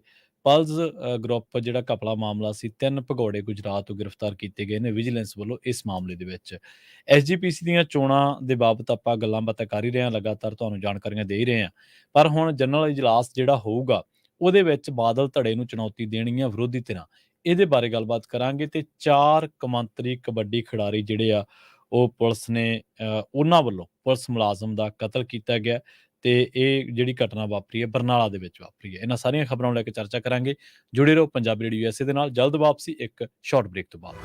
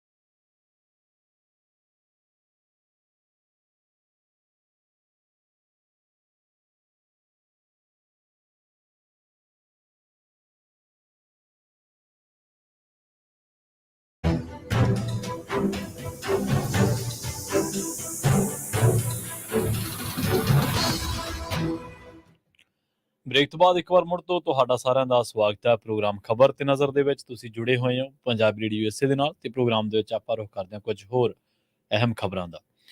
ਬਰਨਾਲਾ ਦੇ ਵਿੱਚ ਇੱਕ 25 ਏਕੜ ਕਲੋਨੀ ਹੈ ਤੇ ਉੱਥੇ ਬੀਤੀ ਰਾਤ 10 ਵਜੇ ਦੇ ਕਰੀਬ ਪਟਿਆਲਾ ਚਿਕਨ ਕਾਰਨਰ ਤੇ ਹੋਏ ਇੱਕ ਝਗੜੇ ਸੰਬੰਧੀ ਮੌਕੇ ਤੇ ਗਏ ਪੁਲਿਸ ਮੁਲਾਜ਼ਮ ਦਾ 4 ਕੌਮਾਂਤਰੀ ਕਬੱਡੀ ਖਿਡਾਰੀ ਕਤਲ ਕਰਕੇ ਫਰਾਰ ਹੋ ਗਏ। ਪੁਲਿਸ ਨੇ ਚਾਰੋਂ ਮੁਲਜ਼ਮਾਂ ਦੇ ਖਿਲਾਫ ਕੇਸ ਦਰਜ ਕਰਕੇ ਭਾਲ ਸ਼ੁਰੂ ਕਰ ਦਿੱਤੀ ਹੈ। ਮੁੱਖ ਮੰਤਰੀ ਭਗਵੰਤ ਮਾਨ ਵੱਲੋਂ ਪਰਿਵਾਰ ਦੇ ਨਾਲ ਦੁੱਖ ਸਾਂਝਾ ਕਰਦਿਆਂ ਪਰਿਵਾਰ ਨੂੰ ਸਰਕਾਰ ਵੱਲੋਂ 1 ਕਰੋੜ ਰੁਪਏ ਦੀ ਰਕਮ ਦੇਣ ਦਾ ਐਲਾਨ ਕੀਤਾ ਹੈ। ਉਧਰ ਦੂਜੇ ਪਾਸੇ HDFC ਬੈਂਕ ਵੱਲੋਂ ਵੀ ਵੱਖਰੇ ਤੌਰ ਤੇ ਪੁਲਿਸ ਮੁਲਾਜ਼ਮ ਦੇ ਪਰਿਵਾਰ ਨੂੰ 1 ਕਰੋੜ ਰੁਪਏ ਦੀ ਸਹਾਇਤਾ ਰਕਮ ਦਿੱਤੀ ਜਾਣੀ ਹੈ। ਬੀਤੀ ਰਾਤ ਇਸ ਕਲੋਨੀ ਦੇ ਵਿੱਚ ਪਟਿਆਲਾ ਚਿਕਨ ਕਾਰਨਰ ਤੇ 4 ਨੌਜਵਾਨ ਚਿਕਨ ਖਾਣ ਦੇ ਲਈ ਆਏ ਸਨ। ਚਾਰੋਂ ਨੌਜਵਾਨਾਂ ਦੀ ਕਿਸੇ ਗੱਲ ਨੂੰ ਲੈ ਕੇ ਚਿਕਨ ਕਾਰਨਰ ਵਾਲੇ ਨਾਲ ਬਹਿਸ ਹੋ ਗਈ, ਜੋ ਮਗਰੋਂ ਲੜਾਈ ਦੇ ਵਿੱਚ ਬਦਲ ਗਈ। ਦੁਕਾਨਦਾਰ ਨੇ ਪੁਲਿਸ ਨੂੰ ਸੂਚਿਤ ਕੀਤਾ। ਘਟਨਾ ਦੀ ਜਾਣਕਾਰੀ ਮਿਲਦਿਆਂ ਹੀ ਪੁਲਿਸ ਮੁਲਾਜ਼ਮਾਂ ਨੇ ਲੜਾਈ ਕਰ ਰਹੇ ਨੌਜਵਾਨਾਂ ਨੂੰ ਸਮਝਾਉਣ ਦੀ ਕੋਸ਼ਿਸ਼ ਕੀਤੀ, ਪਰ ਉਹ ਭੰਨ-ਤੋੜ ਕਰਦੇ ਰਹੇ। ਇਸੇ ਦੌਰਾਨ ਹੌਲਦਾਰ ਦਰਸ਼ਨ ਸਿੰਘ ਨੇ ਮੁਲਜ਼ਮਾਂ ਨੂੰ ਗੱਡੀ ਦੇ ਵਿੱਚ ਬੈਠਣ ਦੇ ਲਈ ਕਿਹਾ ਤਾਂ ਨੌਜਵਾਨਾਂ ਨੇ ਉਸ ਤੇ ਜਾਨਲੇਵਾ ਹਮਲਾ ਕਰ ਦਿੱਤਾ। ਜ਼ਖਮੀ ਹੌਲਦਾਰ ਨੂੰ ਪੁਲਿਸ ਮੁਲਾਜ਼ਮ ਸਿਵਲ ਹਸਪਤਾਲ ਲੈ ਗਏ, ਜਿੱਥੇ ਡਾਕਟਰਾਂ ਨੇ ਉਸ ਨੂੰ ਮ੍ਰਿਤਕ ਐਲਾਨ ਦਿੱਤਾ। ਥਾਣਾ ਸਿਟੀ ਦੇ ਵਿੱਚ ਪੁਲਿਸ ਨੇ ਚਾਰੋਂ ਨੌਜਵਾਨਾਂ ਪਰਮਜੀਤ ਸਿੰਘ ਉਰਫ ਪੰਮਾ ਵਾਸੀ ਪਿੰਡ ਠੀਕਰੀਵਾਲਾ, ਜਗਰਾਜ ਸਿੰਘ ਉਰਫ ਰਾਜਾ ਵਾਸੀ ਪਿੰਡ ਰਾਏਸਰ, ਗੁਰਮੀਤ ਸਿੰਘ ਉਰਫ ਮੀਤਾ ਵਾਸੀ ਪਿੰਡ ਚੀਮਾ ਅਤੇ ਵਜ਼ੀਰ ਸਿੰਘ ਵਾਸੀ ਪਿੰਡ ਅਮਲਾ ਸਿੰਘ ਵਾਲਾ ਦੇ ਖਿਲਾਫ ਕਤਲ ਦਾ ਕੇਸ ਦਰਜ ਕੀਤਾ ਹੈ। ਚਾਰੋਂ ਨੌਜਵਾਨ ਕੌਮਾਂਤਰੀ ਕਬੱਡੀ ਖਿਡਾਰੀ ਦੱਸੇ ਜਾ ਰਹੇ ਨੇ। ਇਸ ਸੰਬੰਧੀ ਜ਼ਿਲ੍ਹਾ ਪੁਲਿਸ ਮੁਖੀ ਸੰਦੀਪ ਮਲਿਕ ਨੇ ਕਿਹਾ ਕਿ ਜਲਦੀ ਹੀ ਮੁਲਜ਼ਮਾਂ ਨੂੰ ਗ੍ਰਿਫਤਾਰ ਕਰ ਲਿਆ ਜਾਵੇਗਾ। ਪੰਜਾਬ ਵਿਜੀਲੈਂਸ ਬਿਊਰੋ ਵੱਲੋਂ ਕਾਇਮ ਕੀਤੀ ਗਈ ਵਿਸ਼ੇਸ਼ ਜਾਂਚ ਟੀਮ ਨੇ ਗੁਜਰਾਤ ਪੁਲਿਸ ਦੇ ਸਹਿਯੋਗ ਦੇ ਨਾਲ ਪਲਜ਼ ਐਗਰੋਟੈਕ ਕਾਰਪੋਰੇਸ਼ਨ ਲਿਮਟਿਡ ਦੇ ਕੇਸ ਦੇ ਵਿੱਚ ਲੋੜੀਂਦੇ 3 ਭਗੌੜਿਆਂ ਨੂੰ ਅਹਿਮਦਾਬਾਦ ਤੋਂ ਗ੍ਰਿਫਤਾਰ ਕਰ ਲਿਆ। ਮੁਲਜ਼ਮਾਂ ਦੀ ਪਛਾਣ ਹਰਕੀਰਤ ਸਿੰਘ ਵਾਸੀ ਪਿੰਡ ਸ਼ਮਸ਼ਪੁਰ ਜ਼ਿਲ੍ਹਾ ਫਤਿਹਗੜ੍ਹ ਸਾਹਿਬ, ਪ੍ਰਭਜੋਤ ਸਿੰਘ ਵਾਸੀ ਪਿੰਡ ਗੋਨਿਆਣਾ ਕਲਾਂ ਜ਼ਿਲ੍ਹਾ ਬਠਿੰਡਾ ਅਤੇ ਪ੍ਰਦੀਪ ਸਿੰਘ ਵਾਸੀ ਪਿੰਡ ਜਲਵੇੜਾ ਜ਼ਿਲ੍ਹਾ ਫਤਿਹਗੜ੍ਹ ਸਾਹਿਬ ਵਜੋਂ ਹੋਈ ਹੈ। ਵਿਜੀਲੈਂਸ ਬਿਊਰੋ ਦੇ ਬੁਲਾਰੇ ਨੇ ਦੱਸਿਆ ਕਿ ਇਹ ਮੁਲਜ਼ਮ ਥਾਣਾ ਜ਼ੀਰਾ ਜ਼ਿਲ੍ਹਾ ਫਿਰੋਜ਼ਪੁਰ 16 ਜੁਲਾਈ 2020 ਨੂੰ ਧਾਰਾ 406, 420, 467, 468, 471 ਅਤੇ 120B ਦੇ ਤਹਿਤ ਦਰਜ ਮਾਮਲੇ ਦੇ ਵਿੱਚ ਲੋੜੀਂਦੇ ਸਨ। ਇਸ ਕੇਸ ਦੇ ਵਿੱਚ ਇਹਨਾਂ ਮੁਲਜ਼ਮਾਂ ਤੇ ਪਿੰਡ ਘੋਲੂ ਮਾਜਰਾ ਦੇ ਵਿੱਚ PACL ਦੀਆਂ ਵੱਖ-ਵੱਖ ਜਾਇਦਾਦਾਂ ਦੀ ਗੈਰ ਕਾਨੂੰਨੀ ਤੌਰ ਤੇ ਮਾਲਕੀ ਦਾ ਤਬਾਦਲਾ ਕਰਨ ਦਾ ਦੋਸ਼ ਹੈ। ਵਿਜੀਲੈਂਸ ਅਧਿਕਾਰੀਆਂ ਦਾ ਕਹਿਣਾ ਹੈ ਕਿ ਮੁਲਜ਼ਮਾਂ ਨੇ ਸੁਪਰੀਮ ਕੋਰਟ ਦੇ ਫੈਸਲੇ ਦੀ ਉਲੰਘਣਾ ਕਰਦਿਆਂ ਜਾਇਦਾਦਾਂ ਦੀ ਖਰੀਦੋ ਫਰੋਖਤ, ਤਬਾਦਲਾ ਮਲਕੀਅਤ ਦਾ ਅਮਲ ਜਾਰੀ ਰੱਖਿਆ। ਵਿਜੀਲੈਂਸ ਦੇ ਬੁਲਾਰੇ ਨੇ ਦੱਸਿਆ ਕਿ ਮੁਲਜ਼ਮ ਹਰਕੀਰਤ ਸਿੰਘ ਥਾਣਾ ਪੰਜਾਬ ਸਟੇਟ ਕ੍ਰਾਈਮ ਸੈੱਲ ਦੇ ਵਿੱਚ ਇਸੇ ਸਾਲ 21 ਫਰਵਰੀ ਨੂੰ ਦਰਜ ਇੱਕ ਮਾਮਲੇ ਦੇ ਵਿੱਚ ਵੀ ਲੋੜੀਂਦਾ ਸੀ। ਵਿਜੀਲੈਂਸ ਅਧਿਕਾਰੀਆਂ ਦਾ ਕਹਿਣਾ ਹੈ ਕਿ ਉਕਤ ਤਿੰਨੋਂ ਮੁਲਜ਼ਮਾਂ ਦਾ ਰਾਹਦਾਰੀ ਰਿਮਾਂਡ ਲੈ ਲਿਆ ਗਿਆ। ਸ਼੍ਰੋਮਣੀ ਕਮੇਟੀ ਦੇ ਪ੍ਰਧਾਨ ਅਤੇ ਹੋਰ ਅਹੁਦੇਦਾਰਾਂ ਦੀਆਂ ਚੋਣ ਵਾਸਤੇ 8 ਨਵੰਬਰ ਨੂੰ ਹੋਣ ਵਾਲੇ ਇਜਲਾਸ ਦੇ ਵਿੱਚ ਹਾਕਮ ਧਿਰ ਦੇ ਏਕਾਧਿਕਾਰ ਨੂੰ ਚੁਣੌਤੀ ਦੇਣ ਦੇ ਲਈ ਵਿਰੋਧੀ ਧਿਰਾਂ ਨੇ ਤਿਆਰੀ ਸ਼ੁਰੂ ਕਰ ਦਿੱਤੀ ਹੈ। ਸ਼੍ਰੋਮਣੀ ਕਮੇਟੀ ਦੀਆਂ ਆਮ ਚੋਣਾਂ ਵੀ ਇਸ ਸਾਲ ਦੇ ਅੰਤ ਦੇ ਵਿੱਚ ਜਾਂ ਅਗਲੇ ਵਰ੍ਹੇ ਹੋਣ ਦੀ ਸੰਭਾਵਨਾ ਹੈ। ਇਸ ਸੰਬੰਧੀ ਗੁਰਦੁਆਰਾ ਚੋਣ ਕਮਿਸ਼ਨ ਵੱਲੋਂ ਪ੍ਰਕਿਰਿਆ ਆਰੰਭ ਕਰ ਦਿੱਤੀ ਗਈ ਹੈ। ਅਜਿਹੀ ਸਥਿਤੀ ਦੇ ਵਿੱਚ 8 ਨਵੰਬਰ ਨੂੰ ਹੋਣ ਵਾਲਾ ਜਨਰਲ ਇਜਲਾਸ ਮੌਜੂਦਾ ਹਾਊਸ ਦਾ ਆਖਰੀ ਇਜਲਾਸ ਹੋਵੇਗਾ। ਸ਼੍ਰੋਮਣੀ ਕਮੇਟੀ ਦੇ ਵਿੱਚ ਹਾਕਮ ਧਿਰ ਸ਼੍ਰੋਮਣੀ ਅਕਾਲੀ ਦਲ ਬਾਦਲ, ਜੋ ਇਸ ਵੇਲੇ ਪਾਰਟੀ ਦੇ ਅੰਦਰੋਂ ਅਤੇ ਬਾਹਰੋਂ ਦੋਵੇਂ ਪਾਸਿਓਂ ਵੱਡੀ ਚੁਣੌਤੀ ਦਾ ਸਾਹਮਣਾ ਕਰ ਰਿਹਾ ਹੈ, ਉਸ ਦੇ ਏਕਾਧਿਕਾਰ ਨੂੰ ਵਿਰੋਧੀ ਧਿਰਾਂ ਖਤਮ ਕਰਨ ਵਾਸਤੇ ਯਤਨਸ਼ੀਲ ਨੇ। ਇਹ ਸਾਰੀਆਂ ਧਿਰਾਂ ਆਉਣ ਵਾਲੀਆਂ ਆਗਾਮੀ ਚੋਣਾਂ ਅਤੇ ਮੌਜੂਦਾ ਇਜਲਾਸ ਦੇ ਦੌਰਾਨ ਵੀ ਬਾਦਲ ਧੜੇ ਨੂੰ ਚੁਣੌਤੀ ਦੇਣਗੀਆਂ। ਮਿਲੇ ਵੇਰਵਿਆਂ ਦੇ ਮੁਤਾਬਕ ਬਾਦਲ ਵਿਰੋਧੀ ਧੜਿਆਂ ਵੱਲੋਂ 8 ਨਵੰਬਰ ਨੂੰ ਹੋਣ ਵਾਲੇ ਜਨਰਲ ਇਜਲਾਸ ਦੇ ਵਿੱਚ ਪ੍ਰਧਾਨ ਅਤੇ ਹੋਰ ਅਹੁਦਿਆਂ ਵਾਸਤੇ ਆਪਣੇ ਸਾਂਝੇ ਉਮੀਦਵਾਰ ਖੜੇ ਕਰਨ ਦੇ ਲਈ ਵਿਚਾਰ ਚਰਚਾ ਕੀਤੀ ਜਾ ਰਹੀ ਹੈ। ਇਹਨਾਂ ਵਿਰੋਧੀ ਧਿਰਾਂ ਵੱਲੋਂ ਇਸ ਵਾਰ ਵੀ ਸਾਬਕਾ ਪ੍ਰਧਾਨ ਜਗੀਰ ਕੌਰ ਨੂੰ ਆਪਣਾ ਉਮੀਦਵਾਰ ਬਣਾਇਆ ਜਾ ਸਕਦਾ ਹੈ। ਪਿਛਲੇ ਸਾਲ ਵੀ ਅਹੁਦੇਦਾਰਾਂ ਦੀ ਹੋਈ ਚੋਣ ਦੇ ਵਿੱਚ ਵਿਰੋਧੀ ਧਿਰਾਂ ਵੱਲੋਂ ਜਗੀਰ ਕੌਰ ਨੂੰ ਪਾਰਟੀ ਦਾ ਉਮੀਦਵਾਰ ਬਣਾਇਆ ਗਿਆ ਸੀ। ਉਹਨਾਂ ਨੇ ਮੌਜੂਦਾ ਹਾਊਸ ਦੇ ਵਿੱਚੋਂ 42 ਵੋਟਾਂ ਹਾਸਲ ਕੀਤੀਆਂ ਸਨ। ਵਿਰੋਧੀ ਧਿਰਾਂ ਕੋਲ ਮੌਜੂਦਾ ਹਾਊਸ ਦੇ ਵਿੱਚ 20 ਤੋਂ ਵੱਧ ਵੋਟਾਂ ਨਹੀਂ ਸਨ। ਸ਼੍ਰੋਮਣੀ ਕਮੇਟੀ ਦੇ ਵਿੱਚ ਵਿਰੋਧੀ ਧਿਰ ਦੇ ਮੈਂਬਰ ਵਜੋਂ ਸ਼ਾਮਲ ਭਾਈ ਗੁਰਪ੍ਰੀਤ ਸਿੰਘ ਰੰਧਾਵਾ, ਜੋ ਕਿ ਆਂਤਰਿਕ ਕਮੇਟੀ ਦੇ ਮੈਂਬਰ ਵੀ ਨੇ, ਉਹਨਾਂ ਨੇ ਦੱਸਿਆ ਕਿ ਸਮੂਹ ਵਿਰੋਧੀ ਧਿਰਾਂ ਵੱਲੋਂ ਆਪਣਾ ਸਾਂਝਾ ਉਮੀਦਵਾਰ ਉਤਾਰਨ ਬਾਰੇ ਵਿਚਾਰ ਕੀਤਾ ਜਾ ਰਿਹਾ ਹੈ। ਸ਼੍ਰੋਮਣੀ ਅਕਾਲੀ ਦਲ ਵੱਲੋਂ ਇਸ ਵੇਲੇ ਐਡਵੋਕੇਟ ਹਰਜਿੰਦਰ ਸਿੰਘ ਧਾਮੀ ਸ਼੍ਰੋਮਣੀ ਕਮੇਟੀ ਦੇ ਪ੍ਰਧਾਨ ਨੇ। ਉਹ ਪਿਛਲੇ ਵਰ੍ਹੇ ਵੀ ਸਿੱਖ ਸਰਮੌਰ ਸੰਸਥਾ ਦੇ ਪ੍ਰਧਾਨ ਸਨ। ਉਹਨਾਂ ਦੀ ਕਾਰਗੁਜ਼ਾਰੀ ਹੁਣ ਤੱਕ ਤਸੱਲੀ ਬਖਸ਼ ਕਹੀ ਜਾਂਦੀ ਹੈ ਅਤੇ ਉਹ ਸ਼੍ਰੋਮਣੀ ਅਕਾਲੀ ਦਲ ਬਾਦਲ ਦੇ ਪ੍ਰਧਾਨ ਦੇ ਲਈ ਅਗਲੇ ਉਮੀਦਵਾਰ ਵੀ ਹੋ ਸਕਦੇ ਨੇ। ਸ਼੍ਰੋਮਣੀ ਕਮੇਟੀ ਦੇ ਮੌਜੂਦਾ ਹਾਊਸ ਦੇ ਵਿੱਚ ਕੁੱਲ 185 ਮੈਂਬਰਾਂ ਦੇ ਵਿੱਚ 29 ਮੈਂਬਰਾਂ ਦੀ ਮੌਤ ਹੋ ਚੁੱਕੀ ਹੈ ਅਤੇ 3 ਮੈਂਬਰ ਅਸਤੀਫਾ ਦੇ ਚੁੱਕੇ ਨੇ। ਇਸ ਵੇਲੇ ਮੌਜੂਦਾ 153 ਮੈਂਬਰ 8 ਨਵੰਬਰ ਨੂੰ ਸ਼੍ਰੋਮਣੀ ਕਮੇਟੀ ਦੇ ਪ੍ਰਧਾਨ ਅਤੇ ਹੋਰ ਅਹੁਦੇਦਾਰਾਂ ਦੀ ਚੋਣ ਕਰਨਗੇ। ਸਿੱਖ ਗੁਰਦੁਆਰਾ ਐਕਟ 1925 ਦੇ ਮੁਤਾਬਕ ਸ਼੍ਰੋਮਣੀ ਕਮੇਟੀ ਦੇ ਮੌਜੂਦਾ ਹਾਊਸ ਦੇ ਵਿੱਚੋਂ ਪ੍ਰਧਾਨ, ਸੀਨੀਅਰ ਮੀਤ ਪ੍ਰਧਾਨ, ਜੂਨੀਅਰ ਮੀਤ ਪ੍ਰਧਾਨ, ਜਨਰਲ ਸਕੱਤਰ ਸਮੇਤ ਅੰਤਰਿਮ ਕਮੇਟੀ ਦੇ ਮੈਂਬਰਾਂ ਦੀ ਹਰ ਸਾਲ ਚੋਣ ਕੀਤੀ ਜਾਂਦੀ ਹੈ। ਸਾਬਕਾ ਪ੍ਰਧਾਨ ਜਗੀਰ ਕੌਰ ਨੇ ਕਿਹਾ ਕਿ ਉਹ ਆਗਾਮੀ ਸ਼੍ਰੋਮਣੀ ਕਮੇਟੀ ਦੀਆਂ ਚੋਣਾਂ ਦੇ ਨਾਲ-ਨਾਲ 8 ਨਵੰਬਰ ਨੂੰ ਹੋਣ ਵਾਲੇ ਜਨਰਲ ਇਜਲਾਸ ਤੇ ਵੀ ਆਪਣਾ ਧਿਆਨ ਕੇਂਦਰਿਤ ਕਰ ਰਹੇ ਨੇ। ਪਿਛਲੇ ਸਾਲ ਵਾਂਗ ਇਸ ਵਾਰ ਵੀ ਵਿਰੋਧੀ ਧਿਰਾਂ ਵੱਲੋਂ ਪ੍ਰਧਾਨ ਅਤੇ ਹੋਰ ਅਹੁਦਿਆਂ ਦੇ ਲਈ ਸਾਂਝੇ ਉਮੀਦਵਾਰ ਖੜੇ ਹੋਣਗੇ। ਉਹਨਾਂ ਕਿਹਾ ਕਿ ਸਾਂਝੇ ਉਮੀਦਵਾਰ ਖੜੇ ਕਰਨ ਬਾਰੇ ਸਹਿਯੋਗੀ ਪਾਰਟੀਆਂ ਵੱਲੋਂ ਸਰਬਸੰਮਤੀ ਦੇ ਨਾਲ ਫੈਸਲਾ ਕੀਤਾ ਜਾਵੇਗਾ। ਜੇ ਉਹਨਾਂ ਨੂੰ ਮੌਕਾ ਮਿਲਿਆ ਤਾਂ ਉਹ ਬਾਦਲ ਧੜੇ ਦੇ ਖਿਲਾਫ ਮੈਦਾਨ ਦੇ ਵਿੱਚ ਆਉਣਗੇ। ਦੱਸਦੇ ਚੱਲੀਏ ਕਿ ਜਗੀਰ ਕੌਰ ਪਹਿਲਾਂ ਸ਼੍ਰੋਮਣੀ ਅਕਾਲੀ ਦਲ ਬਾਦਲ ਦੇ ਨਾਲ ਸਨ ਅਤੇ ਉਹ ਕਈ ਵਾਰ ਸ਼੍ਰੋਮਣੀ ਕਮੇਟੀ ਦੇ ਪ੍ਰਧਾਨ ਵੀ ਰਹਿ ਚੁੱਕੇ ਨੇ, ਪਰ ਉਹ ਆਪਸੀ ਮਤਭੇਦਾਂ ਦੇ ਕਰਕੇ ਕੁਝ ਸਮਾਂ ਪਹਿਲਾਂ ਉਹਨਾਂ ਨੇ ਪਾਰਟੀ ਛੱਡ ਦਿੱਤੀ ਸੀ ਤੇ ਉਸ ਤੋਂ ਬਾਅਦ ਉਹ ਪ੍ਰਧਾਨਗੀ ਦੀ ਦੌੜ ਦੇ ਵਿੱਚ ਸ਼ਾਮਲ ਵੀ ਹੋ ਗਏ ਸਨ। ਇਹਦੇ ਵਿੱਚ ਕੋਈ ਦੋ ਰਾਏ ਨਹੀਂ ਕਿ ਜਿਹੜਾ ਮੌਜੂਦਾ ਪ੍ਰਬੰਧ ਉੱਥੇ ਚੱਲ ਰਿਹਾ ਹੈ, ਉਹਦੇ ਨਾਲ ਸਾਰੇ ਜਿਹੜੇ ਸਿੱਖ ਨੇ ਉਹ ਸਹਿਮਤ ਨਹੀਂਗੇ। ਸਾਰਿਆਂ ਤੋਂ ਭਾਵ ਇਹ ਹੈ ਕਿ ਬਹੁਤੇ ਲੋਕ ਅਕਾਲੀ ਦਲ ਦੀ ਸਿਆਸਤ ਤੇ ਅਕਾਲੀ ਦਲ ਵੱਲੋਂ ਜੋ ਪੰਥ ਦਾ ਨੁਕਸਾਨ ਕਰਨ ਦੇ ਸਿਆਸੀ ਤੌਰ ਤੇ ਦੋਸ਼ ਉਹਨਾਂ ਤੇ ਲੱਗਦੇ ਨੇ, ਉਹਨਾਂ ਕਰਕੇ ਉਹਨਾਂ ਦੇ ਨਾਲ ਇਤਫਾਕ ਨਹੀਂ ਰੱਖਦੇ। ਪਰ ਇਹ ਕਹਿਣਾ ਗੈਰ ਵਾਜਬ ਨਹੀਂ ਹੋਵੇਗਾ ਕਿ ਇਸ ਵੇਲੇ ਸਮੁੱਚੇ ਪ੍ਰਬੰਧਨ ਤੇ ਅਕਾਲੀ ਦਲ ਵੱਲੋਂ ਜਿਹੜੀ ਧਿਰ ਨੂੰ ਕਿਹਾ ਜਾਂਦਾ, ਉਹੀ ਧਿਰ ਉੱਥੇ ਕਾਬਜ਼ ਹੁੰਦੀ ਹੈ। ਦੂਜੀ ਅਹਿਮ ਗੱਲ ਇਹ ਹੈ ਕਿ ਜਿਹੜੀਆਂ ਧਿਰਾਂ ਵਿਰੋਧ ਦੇ ਵਿੱਚ ਨੇ, ਉਹਨਾਂ ਧਿਰਾਂ ਬਾਰੇ ਵੀ ਸਾਰੇ ਜਿਹੜਾ ਸਿੱਖ ਸੰਗਤ ਹੈ, ਸਿੱਖ ਜਗਤ ਹੈ, ਉਹ ਵੀ ਸਹਿਮਤ ਨਹੀਂ, ਕਿਉਂਕਿ ਸਾਰੇ ਲੋਕ ਜਗੀਰ ਕੌਰ ਦੇ ਨਾਲ ਵੀ ਇਤਫਾਕ ਨਹੀਂ ਰੱਖਦੇ। ਅਕਸਰ ਹੀ ਆਪਾਂ ਆਮ ਤੌਰ ਤੇ ਦੇਖਦੇ ਹਾਂ ਕਿ ਜਦੋਂ ਵੀ ਸ਼੍ਰੋਮਣੀ ਕਮੇਟੀ ਦੇ ਪ੍ਰਬੰਧਨ ਦੇ ਵਿੱਚ ਕੋਈ ਨਾਕਾਮੀ ਦੀ ਖਬਰ ਆ ਜਾਂਦੀ ਹੈ, ਕੋਈ ਲਾਪਰਵਾਹੀ ਦੀ ਖਬਰ ਆ ਜਾਂਦੀ ਹੈ, ਕੋਈ ਘੁਟਾਲੇ ਦੀ ਖਬਰ ਆ ਜਾਂਦੀ ਹੈ, ਤਾਂ ਲੋਕ ਸ਼੍ਰੋਮਣੀ ਕਮੇਟੀ ਨੂੰ ਮੰਦਾ ਚੰਗਾ ਬੋਲਦੇ ਨੇ।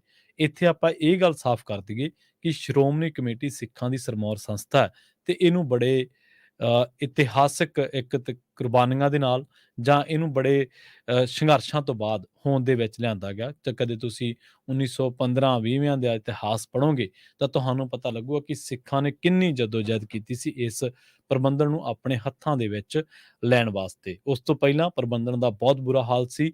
ਤਕਰੀਬਨ 4-5 ਦਹਾਕੇ ਤਾਂ ਇੱਥੋਂ ਇਸ ਪ੍ਰਬੰਧਨ ਦੇ ਵਿੱਚੋਂ ਉਹਨਾਂ ਗੈਰ ਸਿੱਖ ਲੋਕਾਂ ਨੂੰ ਕੱਢਣ ਵਾਸਤੇ, ਮਹੰਤਾਂ ਨੂੰ ਕੱਢਣ ਵਾਸਤੇ ਲੱਗ ਗਏ, ਜਿਨ੍ਹਾਂ ਨੂੰ ਕੱਢਣ ਦੇ ਵਿੱਚ ਹਜ਼ਾਰਾਂ ਕੁਰਬਾਨੀਆਂ ਕੀਤੀਆਂ ਲੋਕਾਂ ਨੇ। ਔਰ ਸਿਰਫ ਇਸ ਕਰਕੇ ਕਿ ਪੰਥ ਜਿਹੜਾ ਉਹ ਸਿਰਮੌਰ ਰਹਿਣਾ ਚਾਹੀਦਾ ਹੈ, ਪੰਥ ਸਿੱਖਾਂ ਦੇ ਜਿਹੜਾ ਪ੍ਰਬੰਧਨ ਦੇ ਵਿੱਚ ਹੀ ਹੋਣਾ ਚਾਹੀਦਾ ਹੈ।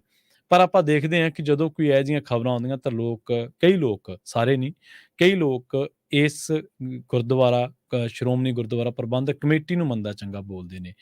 ਕਮੇਟੀ ਇੱਕ ਅਲੱਗ ਤਰ੍ਹਾਂ ਦੀ ਵਿਵਸਥਾ ਹੈ।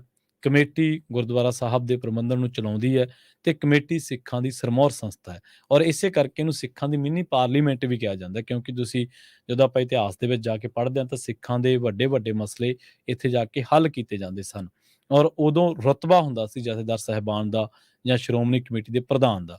ਪਰ ਬਾਅਦ ਦੇ ਵਿੱਚ ਜਿਵੇਂ-ਜਿਵੇਂ ਇਹਨਾਂ ਚੀਜ਼ਾਂ ਦਾ ਸਿਆਸੀਕਰਨ ਬਹੁਤ ਜ਼ਿਆਦਾ ਹੁੰਦਾ ਗਿਆ ਔਰ ਇੱਕ ਗਲਬਾ ਪੈਂਦਾ ਗਿਆ, ਤਾਂ ਉਵੇਂ-ਉਵੇਂ ਸਿੱਖ ਸੰਗਤਾਂ ਦੇ ਮਨਾਂ ਦੇ ਵਿੱਚ ਇਹਨਾਂ ਚੀਜ਼ਾਂ ਨੂੰ ਲੈ ਕੇ ਰੋਸ ਹੁੰਦੇ ਰਹੇ।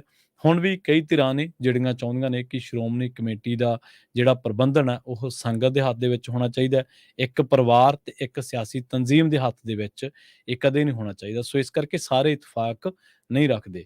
ਖੈਰ ਉਹ ਜਿਹੜੇ ਕਾਬਜ਼ ਧਿਰ ਆ, ਜਿਹੜੀ ਬਾਦਲ ਧਿਰ ਆ, ਉਹ ਕਹਿੰਦੇ ਨੇ ਕਿ ਸਿੱਖ ਸਾਡੇ ਨਾਲ ਨੇ, ਇਸੇ ਕਰਕੇ ਤਾਂ ਅਸੀਂ ਪ੍ਰਬੰਧਨ ਚਲਾ ਰਹੇ ਹਾਂ ਜੇ ਸਾਡੇ ਮੈਂਬਰ ਚੁਣੇ ਗਏ ਨੇ। ਪਰ ਇਹ ਵੀ ਸੱਚ ਹੈ ਕਿ ਬਹੁਤ ਸਮੇਂ ਤੋਂ ਚੋਣਾਂ ਹੋ ਹੀ ਨਹੀਂ ਸਕੀਆਂ। ਖੈਰ, ਉਹ ਜਦੋਂ ਕੋਈ ਬੋਲਦਾ ਤੇ ਉਹਨੂੰ ਕਹਿ ਦਿੰਦੇ ਨੇ ਕਾਂਗਰਸ ਦਾ ਏਜੰਟ ਆ ਤੇ ਫਲਾਂ ਪਾਰਟੀ ਦਾ ਏਜੰਟ ਆ ਤੇ ਇਹ ਦੋਸ਼ ਲਾ ਕੇ।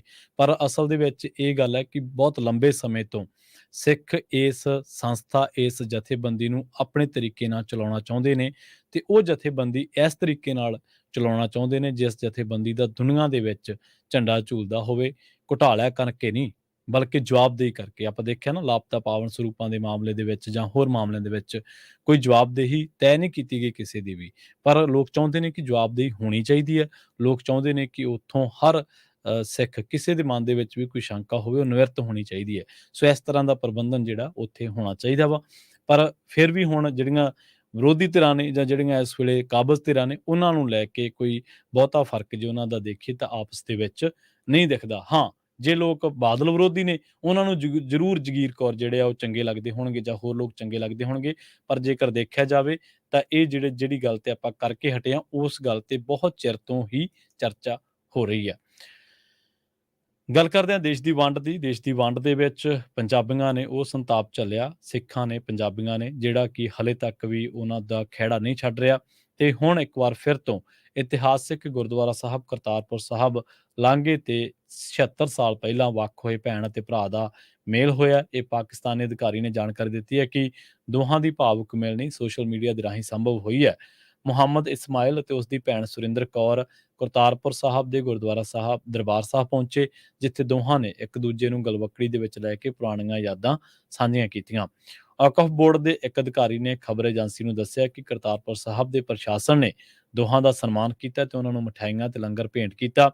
ਇਸਮਾਇਲ ਲਾਹੌਰ ਤੋਂ ਲਗਭਗ 200 ਕਿਲੋਮੀਟਰ ਦੂਰ ਪੰਜਾਬ ਸੂਬੇ ਦੇ ਸਾਹੀਵਾਲ ਜ਼ਿਲ੍ਹੇ ਦੇ ਨਾਲ ਸੰਬੰਧਿਤ ਹੈ ਅਤੇ ਸੁਰਿੰਦਰ ਕੌਰ ਜਲੰਧਰ ਤੋਂ ਨੇ।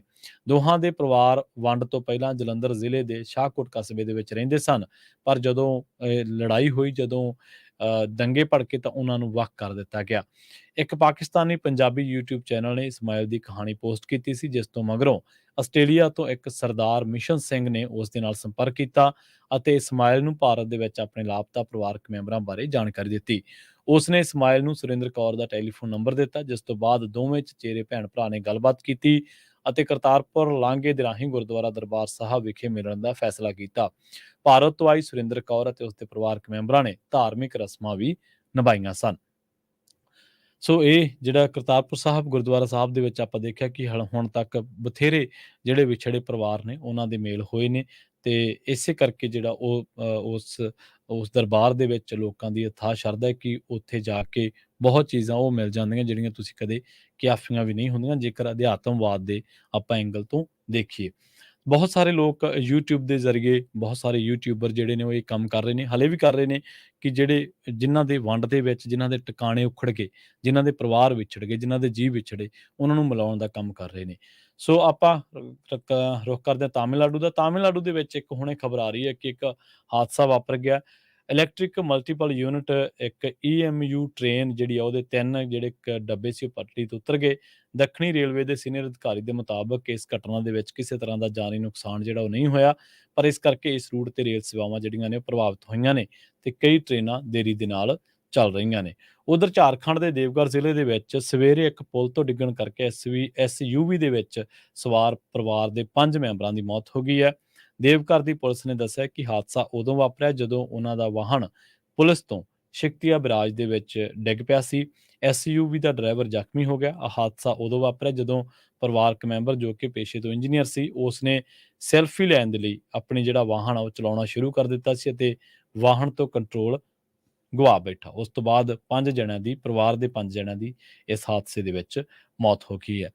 ਪੰਜਾਬੀ ਰੇਡੀਓ USA ਦੇ ਪ੍ਰੋਗਰਾਮ ਖਬਰ ਤੇ ਨਜ਼ਰ ਨੂੰ ਆਪਾਂ ਇੱਥੇ ਹੀ ਸਮਾਪਤ ਕਰਾਂਗੇ। ਪੰਜਾਬੀ ਰੇਡੀਓ USA ਦੀ ਅਗਲੀ ਪੇਸ਼ਕਸ਼ ਪ੍ਰੋਗਰਾਮ ਅਪਡੇਟ ਅਮਰੀਕਾ ਪ੍ਰੋਗਰਾਮ ਦੇ ਵਿੱਚ ਅਮਰੀਕਾ ਦੇ ਨਾਲ ਵਿਸ਼ਵ ਭਰ ਦੇ ਵਿੱਚ ਵਾਪਰੀਆਂ ਅਹਿਮ ਵੱਡੀਆਂ ਖਾਸ ਘਟਨਾਵਾਂ, ਖਬਰਾਂ ਦੇ ਬਾਰੇ ਤੁਹਾਨੂੰ ਦਿੱਤੀਆਂ ਜਾਣਗੀਆਂ ਜਾਣਕਾਰੀਆਂ।